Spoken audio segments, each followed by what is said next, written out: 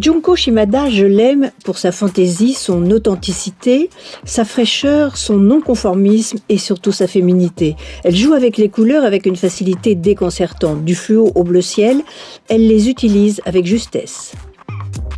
Cette saison, cette belle dame a relu 20 000 lieues sous les mers. Poissons, coraux, algues et créatures imaginaires deviennent source d'inspiration. Sirène d'or et d'argent, navigatrice élégante et scintillante, en combi short, marinière et imperbule sur filet de nylon.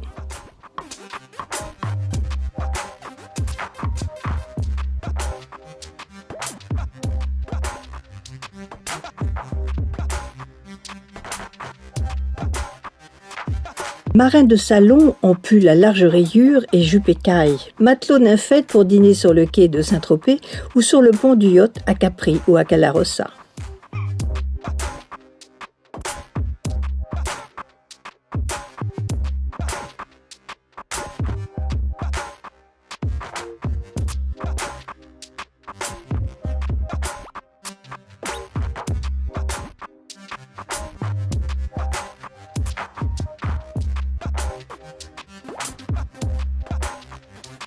Restez comme vous êtes, belle Junko Shimada, on a tout envie d'être cette sirène-là et de nager dans l'eau claire de votre imaginaire.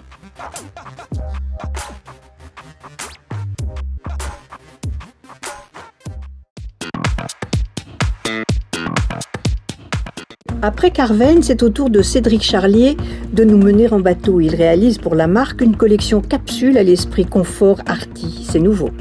Ce qui m'a amusé dans ce projet, c'était la rencontre tout d'abord. La rencontre avec Petit Bateau, c'est deux univers complètement différents. On est dans un monde à la fois informel et le mien qui est beaucoup plus formel. Et je trouve intéressant de développer cette capsule qui soit vue dans un champ d'axe qui est complètement global. Donc c'est pour ça qu'on a développé à la fois la femme, l'homme et l'enfant. Et voilà, ça a donné naissance à ce résultat. Il y a rayures et rayures. Je me suis inspiré de la marinière.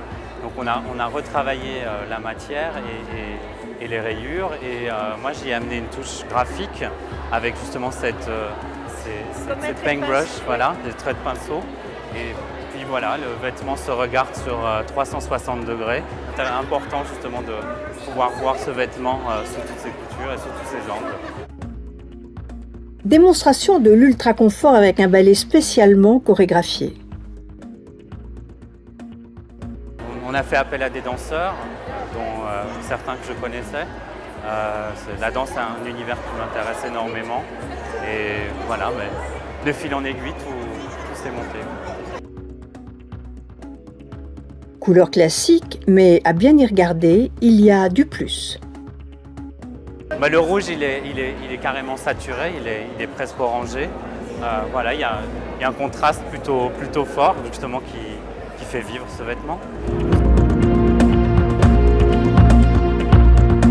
Il y a un univers à la fois enfantin, quelque chose de doux, quelque chose d'une certaine pérennité, une certaine sécurité par rapport à ce vêtement-là. Oui.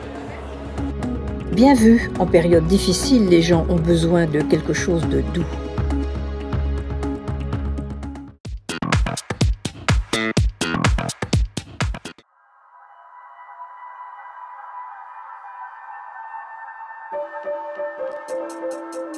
Avec Yikinyin, la légèreté danse avec la sensualité. Elle affectionne particulièrement les étoffes légères qu'elle plisse, drape, brode et coupe de manière à ce qu'elles glissent sur le corps. Simple et sophistiqué, le travail de Yikinyin est une ode à l'extrême féminité. Eh bien, à vous, dansez maintenant, profitez-en cet été.